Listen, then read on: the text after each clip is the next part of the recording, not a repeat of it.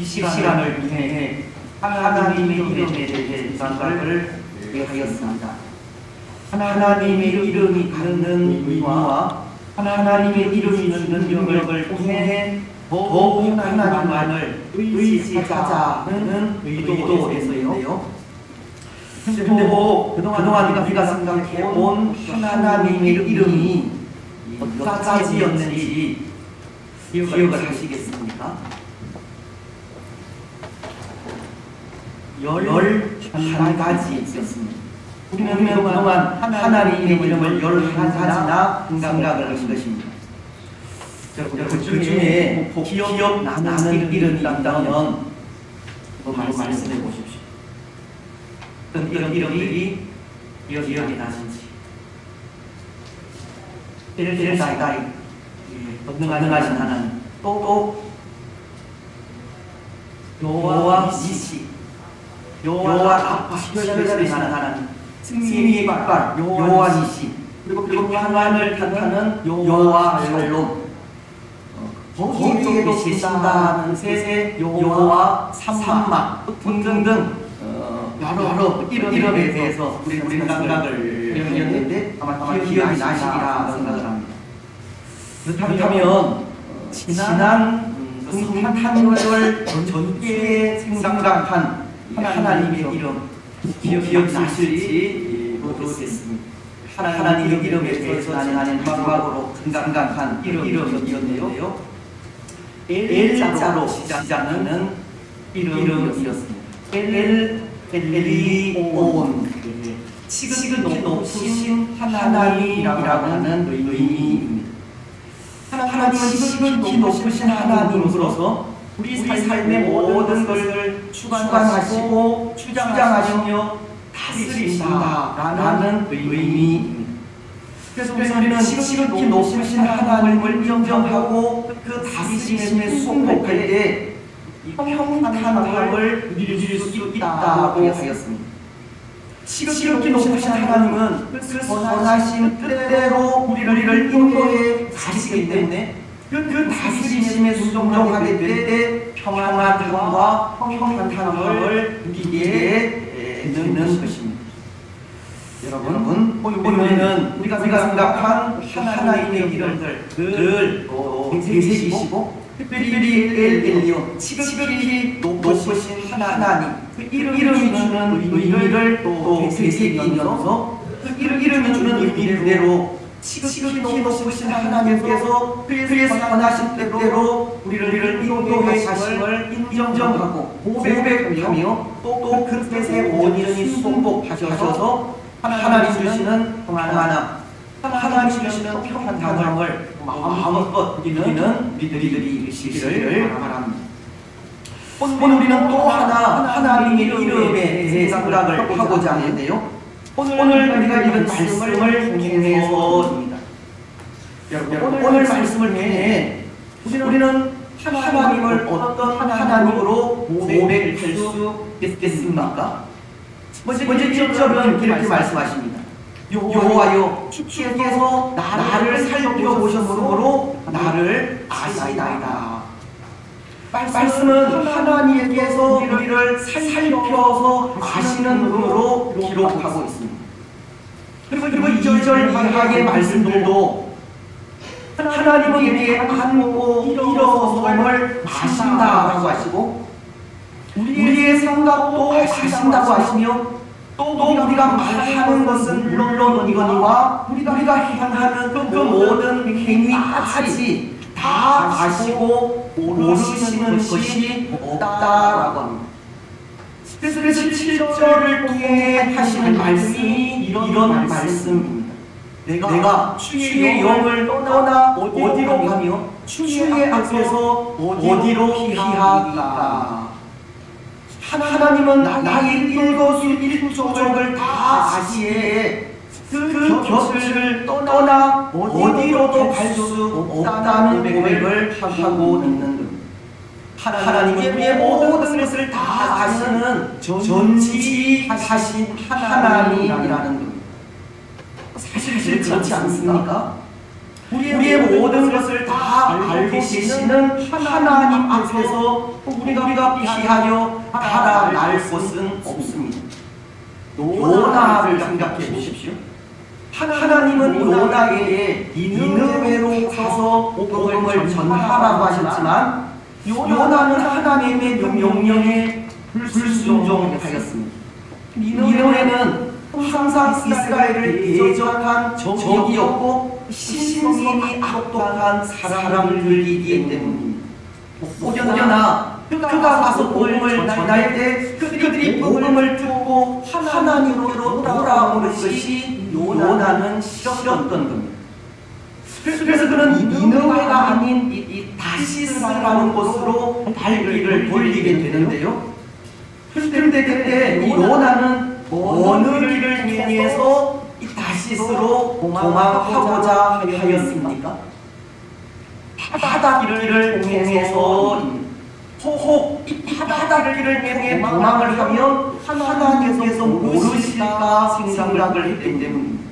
요나가 그것을 가르치고 있지 않습니까? 요나서 1장 3절은 그러나 요나가 여호와의 얼굴을 피하려고 일어나 다시스로 도망하려 하여 요바로 내려갔더니 마침 다시스로 가는 배를 만난지라.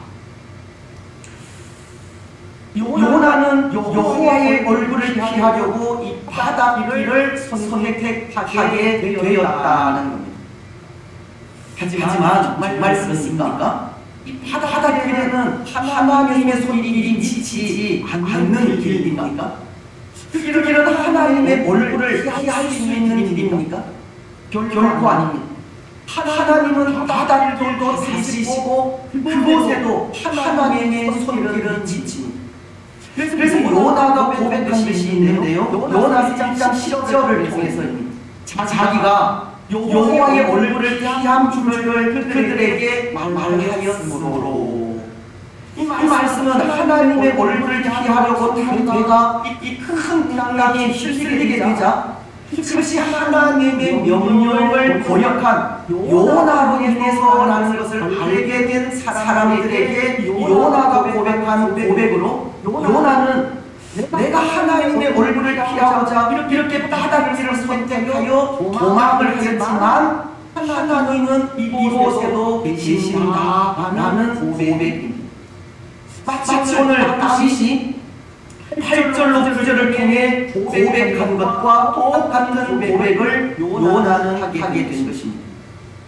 내가 하늘에 올라갈지라도 거기 계시며 수월에 내 자리를 펼지라도 거기 계시다. 내가 새벽 날개를 치며 바다 끝에 가서 거주할지라도 거기서도 주의 손이 나를 인도하시며 주의 오른손이 나를 드시리이다. 다윗은 하나님을 떠나 그 어디에도 구할 것이 없음을 고백하며 무소제재하신 하나님, 모든 것을 다 알고 계시는 전지하신 하나님을 고백하고 있듯이 요나 역시도 전지하시고 무소제재하신 하나님을 고백하게 되었다는 겁니다. 여러분, 그래서 그 하나님의 이름이 무엇인지 아십니까? 무소제하신 하나님, 모든 것을 다 알고 계시는 전지하신 하나님, 그래서 감찰하시는 하나님의 이름이 엘로히라는 이름입니다. 어디에나 계시고 모든 것을 다 알고 계시는 하나님께서 항상 나를 살피신다라는 의미입니다. 나를 살펴보시고 아시는 하나님, 살피시고 인도하시고 도우신다라는 의미의 이름이 엘로히라는 이름입니다. 창세기서를 통해서도 그것을 볼 수 있는데요. 창세기 16장에 이 하갈의 이야기가 나옵니다. 그런데 여기 하갈이 누구입니까? 하갈은 아브라함으로부터 이스마엘을 낳은 아브라함의 후처입니다.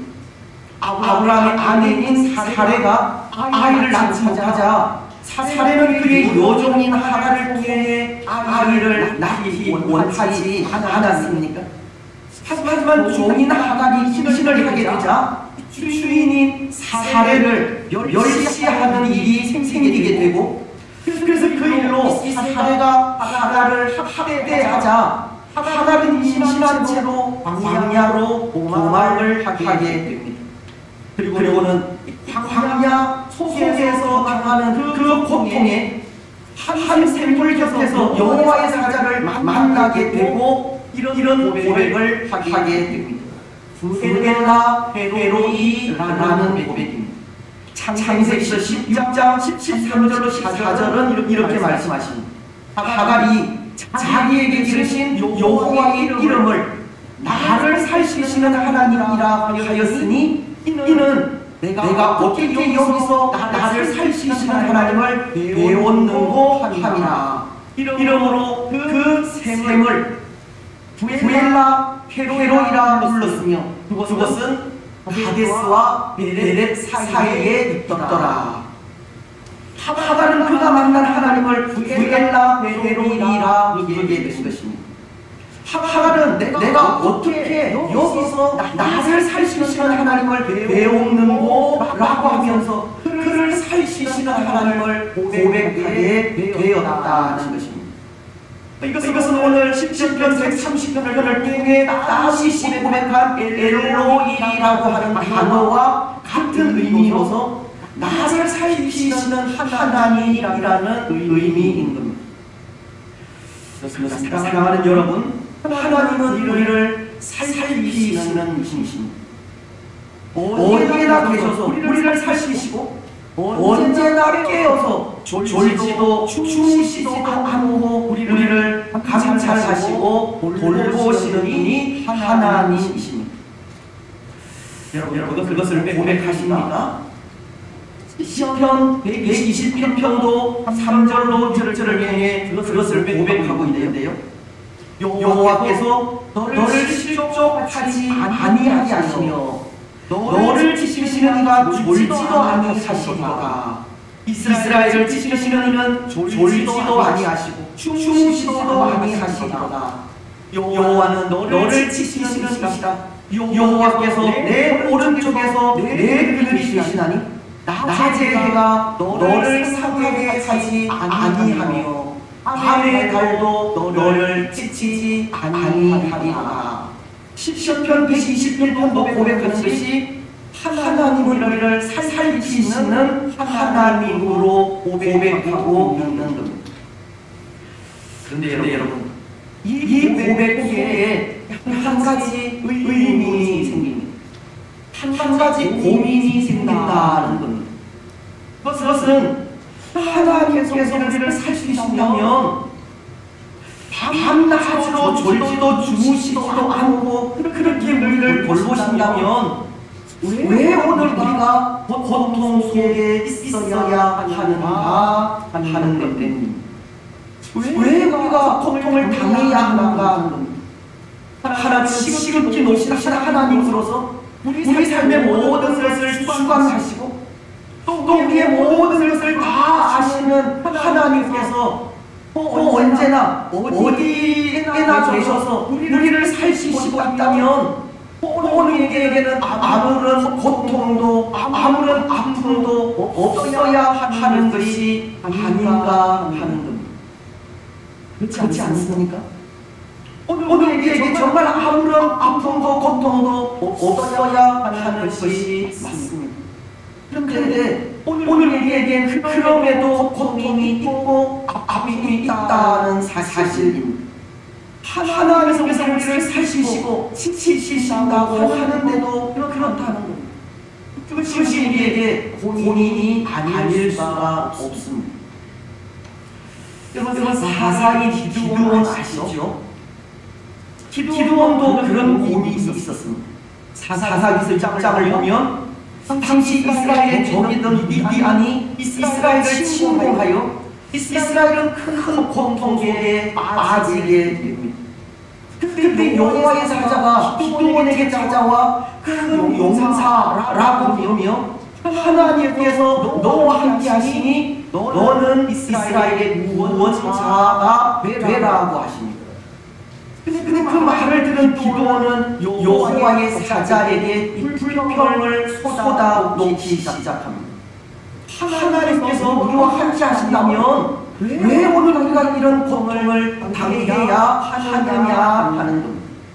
하나님께서 우리와 함께 하시면 이런 고통이 없어야 하는 것 아니냐 하는 겁니다. 하지만 하나님께서 우리와 함께 하신다고 하면서 우리에게 이런 고통이 있는 것은 하나님께서 함께 하시는 것이 아니라 우리를 버리신 것이 아니냐는 겁니다.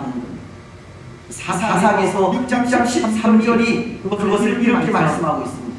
기드온이 그에게 대답하되 오 나의 주여 여호와께서 우리와 함께 계시면 어찌하여 이 모든 일이 우리에게 일어났나이까. 또 우리 조상들이 일찍이 우리에게 이르기를 여호와께서 우리를 애굽에서 올라오게 하신 것이 아니냐 한 그 모든 이적이 어디 있나이까. 이제 여호와께서 우리를 버리사 미디안의 손에 우리를 넘겨주셨나이다 한지라. 기도는 하나님께서 함께 하신다고 하면서 이렇게 고통이 계속되는 것은 하나님께서 함께 하시는 것이 아니라 버리신 것이라고 하는 겁니다. 여러분, 기도의 평평이 틀린 것이 없지 않습니까? 하나님께서 함께 하신다면 고통이나 억압, 억눌림이 없어야 하는 것이 맞다는 겁니다. 오늘 우리에게도 우리를 살리시는 하나님께서 졸지도 주무시지도 않는다면 우리에게 고통도 없어야 하는 것이 맞습니다. 하지만 그럼에도 우리에게는 늘 고통과 물과 아픔이 있습니다. 오늘 우리를 살리시는 하나님의 팔이 짧아서인지 아니면 이에 힘이 되시는 하나님의 능력이 부족해서인지 우리는 늘 고통 가운데 있다는 겁니다. 오늘 우리는 언제까지 이런 고통이 있어야 하고 또 하나님은 언제까지 우리의 고통을 그렇게 지켜보고만 계셔야만 합니까? 그것이 고민이 아닐 수 없다는 겁니다. 근데 여러분 사실은 하나님께서 그렇게 우리를 지켜보셔야만 합니다. 졸지도 주무시지도 않고 깨어서 보고 계셔야만 합니다. 왜냐하면 그래야 우리의 구원이 이루어지기 때문입니다. 하나님께서 그렇게 지켜보셔야만 우리를 구하실 수 있기 때문입니다. 그렇지 않겠습니까? 한번 생각해 보십시오. 하나님께서 우리를 보고 있지 않다 생각할 때 우리의 구원이 이루어질 수 있겠습니까? 하나님께서 죄악 가운데 있는 우리를 보고 불쌍히 여기시지 않았다면, 하나님께서 죄로 인해 고통하는 우리를 보시지 않았다면 우리가 구원을 받았느냐는 겁니다. 하나님은 죄에 빠진 우리를 보고 계셨기 때문에 우리를 위해 구원자이신 예수님을 보내기도 하셨고, 우리 죄를 위해 십자가 위에서 고통 속에 짐을 짓는 예수님의 그 고통도 침묵실 수가 있었던 겁니다. 하나님의 살리시는 그 은혜와 사랑으로 오늘 우리의 구원이 이루어지게 되었다는 겁니다. 그래서 저는 그런 생각을 합니다. 하나님은 우리를 보고 계시지만 보고만 계시는 것이 아니라는 겁니다. 하나님의 우리를 가만히 보고만 계시는 것이 아니라 보고 있는 것 같으면서도 동시에 일도 하신다는 겁니다.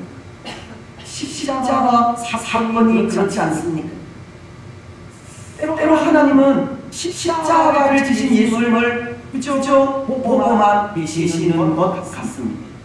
마태복음은 20장 40절을 통해 이렇게 묘사하기 때문입니다. 제90절에 예수께서 크게 소리 질러 이르시되 엘리 엘리 라마 사박다니 하시니 이는 곧 나의 하나님 나의 하나님 어찌하여 나를 버리셨나이까 하는 것이라. 예수님은 십자가 위에서 당하는 고통에 나의 하나님 어찌하여 나를 버리셨나이까 라고 부르짖으셨지만 하나님은 아무 말씀도 없으셨기 때문입니다. 어쩌면 십자가 위에서 예수님이 당하시는 그 고통에 하나님은 정말 12군단도 더 되는 천사를 보내요. 십자가의 고통을 제거해 주실 만도 한데 하나님은 그 고통을 못 보신 채 하셨기 때문입니다. 하나님은 십자가에 아무 일도 하지 않고 가만히 계시는 듯 보인다는 것. 하지만 여러분, 하나님은 예수님의 고통에 그저 침묵하신 것이 아니지 않습니까? 그 침묵은 우리를 구원하시려는, 죄인들을 구원하시려는 하나님의 방법이기 때문입니다. 예수님의 십자가가 우리를 구원하는 유일한 길이기 때문입니다. 그래서 예수님의 십자가 앞에 하나님은 침묵하신 듯 보이지만 그것은 동시에 우리의 구원을 위해 일하신 하나님의 방법, 하나님의 시기도 합니다. 이사야서를 보면 62장 1절로 2절은 이렇게 말씀하십니다. 나는 시온의 의가 같이 예루살렘의 구원이 횃불같이 나타나도록 시온을 위하여 잠잠하지 아니하며 예루살렘을 위하여 쉬지 아니할 것인즉 이방 나라들이 내 공의를 뭇 왕이 다 내 영광을 볼 것이요 너는 여호와의 입으로 정하실 새 이름으로 일컬음이 될 것이며 하나님은 시온을 위해 잠잠하지 않을 것이라고 하셨고 예루살렘을 위해 쉬지 아니하실 것이라고 하시는 겁니다. 하나님은 하나님의 백성들을 위해 또 그의 나라를 위해 계속해서 일하실 것을 말씀하신 것으로 여기 잠잠하지 않고 쉬지 않을 것이라는 것은 잠잠한 듯 하면서도 또 아무 일도 하지 않는 것 같으면서도 일하시는 하나님을 말씀하시는 겁니다. 마치 십자가의 고통에 잠잠한 듯 침묵하는 것처럼 보이기는 하지만 그 속에 우리의 구원을 이루고 있었던 것과도 같은 겁니다. 그래서 우리가 앞서 생각한 기드온의 경우에도 기드온은 하나님께서 우리와 함께 하신다면 왜 우리가 이런 고통을 겪어야 하냐라고 불평하며 나아갔지만 그런 기드온에게 하나님께서 잠잠히 일하시는 모습을 보이시게 되는 겁니다. 기드온이 계속해서 하나님을 불신하고 믿지 못하자 하나님은 기드온에게 적진을 정탐하게 하신 일을 통해서 하나님은 그 일을 통해 적들이 꿈을 듣게 하시는데요. 사사기서 7장 13절로 14절은 그 꿈의 내용을 이렇게 말씀하고 있습니다. 기드온이 그곳에 이른즉 어떤 사람이 그의 친구에게 꿈을 말하여 이르기를 보라 내가 한 꿈을 꿨는데 꿈에 보리떡 한 덩어리가 미디안 진영으로 굴러 들어와 한 장막에 이르러 그것을 쳐서 무너뜨려 위쪽으로 엎으니 그 장막이 쓰러지더라. 그의 친구가 대답하기를 이는 다른 것이 아니라 이스라엘 사람 요아스의 아들 기드온의 칼이라. 하나님이 미디안과 그 모든 진영을 그의 손에 넘겨주셨느니라 하더라. 하나님은 기드온에게 저기 꿈과 그 해몽을 듣게 하신 겁니다. 보리떡 한 덩어리가 이 장막을 쓰러뜨리는 꿈을 꾸게 하셨고 그것은 곧 기드온이 미디안을 쓰러뜨리게 되는 일이라고 하는 해몽도 듣게 하셨다는 겁니다. 근데 여러분 이 꿈 이야기가 전하는 것이 무엇이냐 하면 잠잠히 일하시는 하나님을 전하고 있는 겁니다. 하나님은 우리 눈에 우리에게 요란스럽게 일하시지 않지만 그 배후에서 모든 승리의 줄을 다 해놓고 그 때를 기다리신다는 것을 전하는 내용이라는 겁니다. 그래서 그 모습을 보고 하나님께서 일하시는 것을 안 기드온이 15절을 통해 이렇게 고백하며 나아갑니다. 기드온이 그 꿈과 해몽하는 말을 듣고 경배하며 이스라엘 진영으로 돌아와 이르되 일어나라, 여호와께서 미디안과 그 모든 진영을 너희 손에 넘겨주시니라 하고, 기드온은 하나님께서 일하시는 모습을 보고 용기를 얻게 되었다는 이스라엘의 고통에 가만히 보고만 있는 하나님이 아니라 이스라엘이 승리할 수 있도록 그 배후에서 모든 것을 준비해 주신 하나님을 보고 기드온은 힘을 얻고 그 하나님께 경배했다고 하는 겁니다. 사랑하는 여러분, 하나님은 우리의 고통을 가만히 보고만 계시는 분은 아닙니다. 가만히 보고 있기는 하지만 동시에 우리를 동시기에 일도 하시는 이니 하나님이십니다. 잠잠히 계신 듯 하지만 그의 백성들을 위해 모든 계획과 방법을 다 세워놓고 있는 분이 하나님이십니다. 그래서 오늘 우리를 살리시는 엘로히 되시는 하나님을 믿고 우리 역시도 잠잠히 하나님만을 믿고 따라가기만 하면 되는 겁니다. 때로 우리에게 기드온처럼 불평이 나올 수도 있고, 때로 하나님께서 십자가 앞에서 침묵하신 것처럼 우리의 고통에 침묵하실 수도 있지만, 이미 하나님은 우리를 위해 그 모든 준비를 다 마쳐 놓으시고 때를 기다리고 있다라는 것을 생각하면서 잠잠히 그 계시는 일에 순종하기만 하면 된다는 겁니다. 빌립보서도 우리에게 그것을 요구하고 있지 않습니까? 4장 6절로 7절은 이렇게 말씀하시기 때문에 아무것도 염려하지 말고 다만 모든 일에 기도와 간구로 너희 구한 것을 감사함으로 하나님께 아뢰라. 그리하면 모든 시각에 뛰어난 하나님의 평강이 그리스도 예수 안에서 너희 마음과 생각을 지키시리라. 말씀은 우리에게 아무것도 염려하지 말라고 하십니다. 다만 감사함으로 기도하라고 하십니다. 그리하면 하나님은 하나님께 기도하는 우리의 마음과 우리의 생각을 지키신다고 하신 겁니다. 근데 여러분, 사실 이 말씀 빼고 불만이 없는 것은 아닙니다.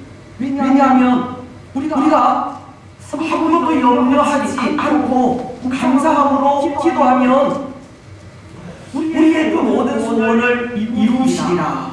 이렇게 하셔야 마음에 만족이 올 것 같은데요. 근데 말씀은 뭐라고 하십니까? 그리하면 모든 시각에 뛰어난 하나님의 평강이 그리스도 예수 안에서 너희 마음과 생각을 지키시리라. 말씀은 우리의 소원을 이루신다고 하시는 것이 아니라 우리 마음과 생각을 지키신다라고 하기 때문입니다. 여기 하나님께서 우리 마음과 생각을 지키신다는 것은 우리의 기도가 이루어지지 않을 수 있다는 것을 가르치는 것이기도 하기 때문입니다. 그래서 이 말씀이 불만이라는 겁니다. 하지만 여러분, 한편으로 하나님께서 우리의 마음과 생각을 지켜주시는 것이, 지키시는 것이 맞다는 생각이 들기도 합니다. 왜냐하면 하나님께서 우리 마음과 생각을 지키신다는 것은 그 모든 일을 하나님께서 하신다라는 뜻이기 때문입니다. 또 하나님께서 우리 마음과 생각을 지키실 때 비록 우리가 원하는 일은 이루어지지 않아도 만족할 수 있다는 것을 가르치는 것이기 때문입니다. 우리의 기도는 우리를 가장 잘 아시는 하나님께서 들으시고 하나님의 때에 하나님께서 역사하시며, 그렇게 하나님의 때 하나님의 역사가 이루어질 때 우리 마음의 만족을 누릴 수 있다는 것. 그래서 우리는 아무것도 염려하지 말고 감사함으로 기도하면 되는 겁니다. 하나님께서 이끄시는 대로, 하나님께서 원하시는 대로 순종하기만 하면 됩니다. 우리를 살피시는 엘로이이신 하나님께서 무슨 일이든 그의 선하신 뜻대로 우리를 인도하시고 도우시는 겁니다. 사랑하는 여러분, 이제 말씀을 읽겠습니다. 우리 하나님은 어디에나 계시는 하나님이십니다. 어디에나 계셔서 우리를 살피시고 인도하시는 하나님이십니다. 때로 침묵하신 듯 보여도, 때로 아무런 힘도 나타내지 못하신 듯 보여도 우리의 모든 삶을 다 보고 다 알고 계시는 분이 하나님이십니다.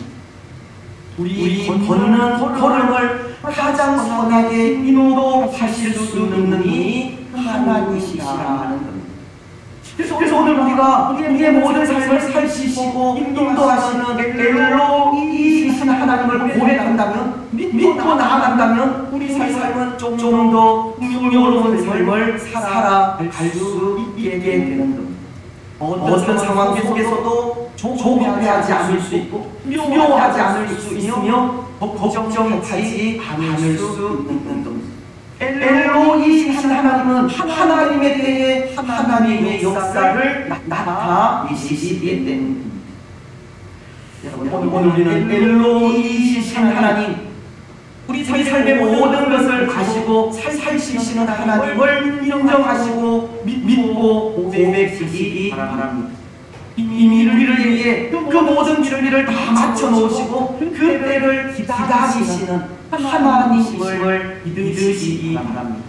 그리고 엘로이이신 하나님 안에서 모든 염려, 근심, 걱정 다 내려놓고 하나님께서 이끄시는 대로 순종하시기 바랍니다. 감사함으로 순종하고 감사함으로 기도하며 나아가시기 바랍니다. 그래서 엘로이이신 하나님에 대해 선하게 인도된 우리의 그 미래를 바라보고 소망 가운데 대해서 풍요로운 믿음의 삶을 살아가는 복된 성도들이 되시기를 주님의 이름으로 축복합니다. 373장 감사합니다.